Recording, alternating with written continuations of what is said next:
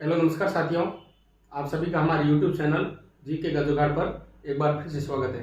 साथियों, आज की इस वीडियो में पटवार भर्ती परीक्षा 2025 का जो भी पेपर हुआ है इसके आंसर की के बारे में चर्चा करेंगे। क्योंकि जो कल अधीनस्थ बोर्ड की बैठक हुई थी उसके बाद में आलोक राज का जो ट्वीट आया कि पटवार भर्ती परीक्षा के पेपर की प्रोविजनल आंसर की जारी करेंगे, तो कब तक जारी होगी इसके बारे में सबसे पहले बात करते हैं। आंसर की कब तक जारी होगी, तो आलोक राज का जो कल ट्वीट आया उसमें था कि पटवारी परीक्षा प्रोविजनल की इसके बारे में अनुमोदन हुआ है। तो मेरा यह मानना है कि पटवार पर जो आंसर की है वह आज से लेके मंडे तक जारी हो सकती है। कभी भी ऐसा नहीं है कि आज ही जारी हो जाएगी। कोई भी टेक्निकल इश्यू नहीं रहेगा तो मंडे तक लगभग प्रोविजनल आंसर की आ जाएगी। क्योंकि कल सैटरडे हो जाएगा और परसों संडे है, आज जारी नहीं होगी तो मंडे को होगी। मंडे तक आपके प्रोविजनल आंसर की जारी हो जाएगी। आलोक राज ने जो ट्वीट किया उसमें यह लग रहा है कि मंडे तक आपके आंसर की जारी हो जाएगी। नेक्स्ट बात करते हैं रिजल्ट कब तक आएगा। जो आंसर की जारी हो जाएगी, आंसर की जारी प्रोविजनल होने से इतना कोर्स होता नहीं है। क्वेश्चन तो यही रहता है एस्पिरेंट्स के मन में कि रिजल्ट कब तक आएगा। तो एक बार प्रोविजनल आंसर की जारी होगी, उसके बाद फाइनल आंसर की जारी होगी, उसके बाद में रिजल्ट की बात आती है। लेकिन रिजल्ट जो पेपर उस टाइम आलोक राज ने बताया दिवाली से पहले, मेरा ये मानना है अक्टूबर के सेकंड सप्ताह,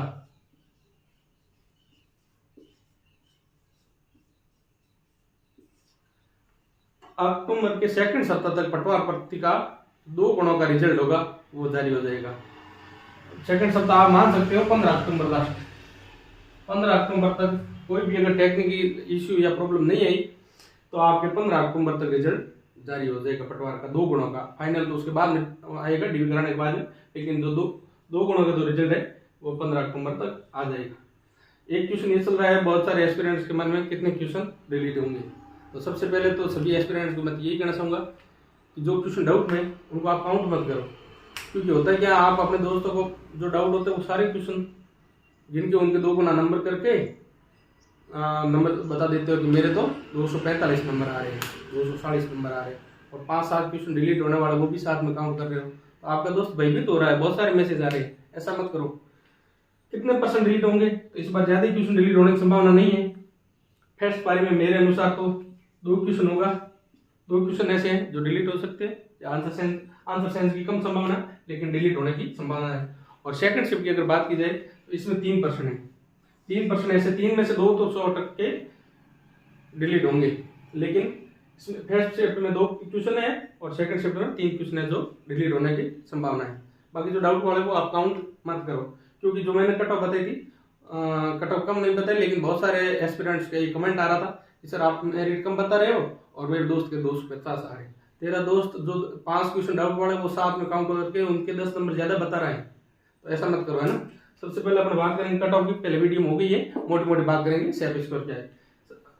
तो कट ऑफ की जनरल की बात की जाए तो यह 227 से 235 अंक तक मैंने बताई थी। मैंने जो कट ऑफ बताई थी 227 से 235 जनरल मेल की बात की जाए तो फीमेल अनुसार कम कर लेना, ठीक है। और वीडियो भी बनाया उसमें जाके देख सकते हो। जनरल मेल की मैंने मेरिट बताई थी 227 से 235। कमेंटों का नीचे पहाड़ फूट गया कि सर 227 तो बहुत कम होते हैं, मेरिट तो 260 तक जाएगी। वो किसी को बता रहा, मेरे दोस्त के 246 आ रहा। तेरा जो दोस्त 246 बता रहा है, वैसे मेरे भी बहुत सारे बेरोजगारी के दोस्त रहते हैं और मेरे से हर भर्ती में 15-20 नंबर ज्यादा बता रहे थे। मैं सोचता कि मैं तो ज्यादा पढ़ता था और इसके ज्यादा आ रहे, मेरे तो किस्मत ही नहीं। तो होता क्या था कि वो डाउट वाले सारे साथ में काउंट कर लेते थे। आंसर क्या आती है, रिजल्ट आती है, उस टाइम उसका फोन ही नहीं लगता और फिर बोल देता कि मेरे तो नॉर्मलाइजेशन में इतने कम हो गया। तो ऐसा नहीं होता है। अब होता क्या है कि वो पेपर पूरा सही से मिला था नहीं। डाउट वाले या आंसर सेंस वाले क्वेश्चन साथ में देखते अपने अनुसार, इस कोचिंग वाले ने ये सही बताया काउंट कर लिया और आगे वाला वो भी सही कर लेता है। तो मेरे अनुसार 227 से 235 जनरल मेल की मेरिट नहीं जाएगी। क्योंकि 227 अपने आप में 113 क्वेश्चन होते हैं। 113, 113 क्वेश्चन होते हैं। ये क्वेश्चन 1-3 नेगेटिव मार्किंग में कटा के बचाने बहुत मुश्किल होता है। अपना माने पेपर सरल था तो लास्ट 235 तक जा सकती है। 235 की मीन होता है 118 क्वेश्चन, 117-18 क्वेश्चन होते हैं। 150 में से 118 क्वेश्चन पीछे बचा के रखना बड़ी मुश्किल होता है। ऐसे आसान काम नहीं है। नेक्स्ट बात करते हैं ओबीसी की। ओबीसी की अगर बात की जाए तो मैंने जो कट ऑफ बताई थी वो थी 200 23 से 223 से 232। यहाँ भी सवाल आ रहा था ओबीसी की एस्पिरेंट ज़्यादा है, मेरिट ज़्यादा चली जाएगी, लेकिन ऐसा नहीं है। 223 111 क्वेश्चन से ऊपर होते हैं, इससे ज़्यादा जाने की संभावना नहीं, और लास्ट जाएगी 232 या 33 नंबर चली जाएगी। 116 क्वेश्चन 117 क्वेश्चन 117 क्वेश्चन बहुत होते हैं भाई, मतलब टॉपर एस्पिरेंट होता है वो 10-12 क्वेश्चन तो गलत कर देता है कैसे भी करके, तो उससे काट के कुछ क्वेश्चन छोड़ देता है। ऐसे करके मेरे अनुसार जो रेंज रहेगी 223 से 232 की रहेगी। तो आगे बात करते हैं ईडब्ल्यूएस की। ईडब्ल्यूएस अगर मेरिट की बात की जाए तो ये मेरिट मैंने जो बताई 216 से 222 नंबर की मध्य रहने की संभावना है, इससे ज़्यादा नहीं जाएगी, क्योंकि 200 इसमें ईडब्ल्यूएस में सीटें कम होती है तो एक्सपीरियंस भी कम होते हैं। तो 216 का मीन होता है 108 क्वेश्चन और 222 111 क्वेश्चन। 111 क्वेश्चन ज़्यादा जाएगी तो 112 क्वेश्चन, इससे ज़्यादा नहीं जाएगी। 111 क्वेश्चन बहुत होता है, ठीक है। जो रेंज बताइए उसमें आप ऐसा मत बोलो कि पहले वाली रेंज के अनुसार मेरिट रहेगी, ये नहीं है। पहले वाली भी रह सकती है, लास्ट वाली भी रह सकती है। आप देख लोगे 216 बताइए सर ने, तो मेरिट 217-18 से लेगी नहीं, मेरी मेरिट है 216 से 222 या 23 के बीच। तो इस रेंज में जो भी मेरिट रहेगी मेरे अनुसार ये रहेगी। बाकी बात करते हैं एससी की। अब एससी की बात की जाए तो मेरे अनुसार मेरिट 200 से 205 के मध्य रहेगी। 205 का मीन होता है 102 क्वेश्चन, 102 या 103 क्वेश्चन। तो 102 क्वेश्चन एससी कैटेगरी बहुत होते हैं, और आप ये मान के चलिएगा मेरिट कम से कम 200 से कम वालों की संभावना कम रहेगी, क्योंकि आगे बढ़िया तैयारी करें, दिलासा नहीं दूंगा।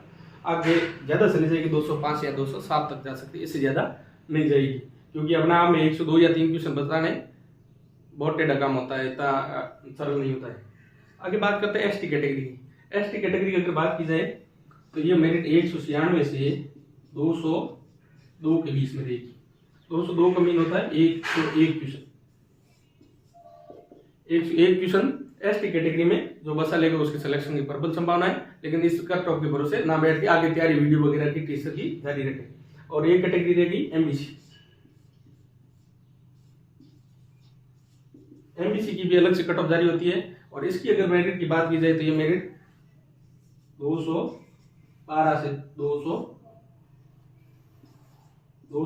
217 नंबर तक रहने की संभावना है।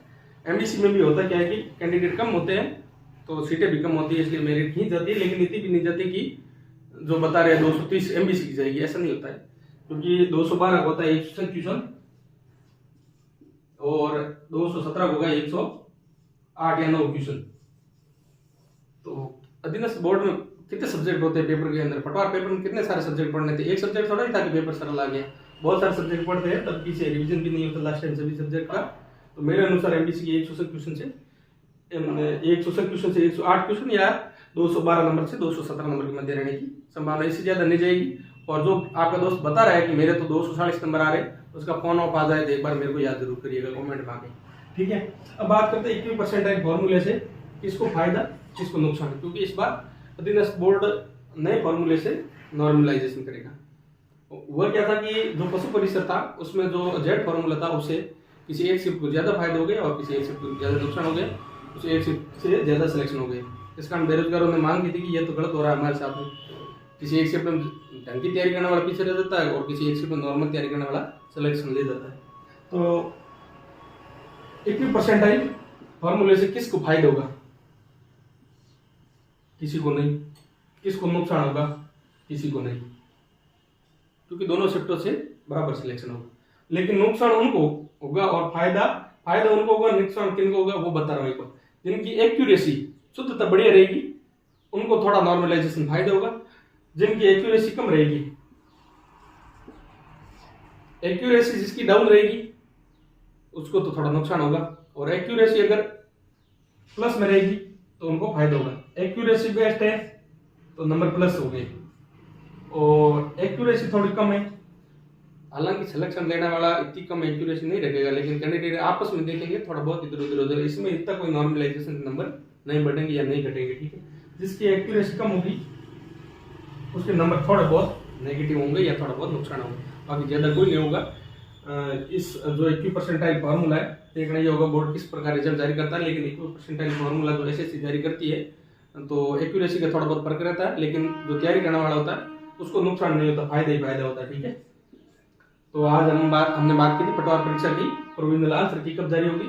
बोर्ड अध्यक्ष आलोक राय ने कल ट्वीट किया था कि बैठक में अनुमोदन हुआ कि प्रोविजनल आंसर की जारी करेंगे।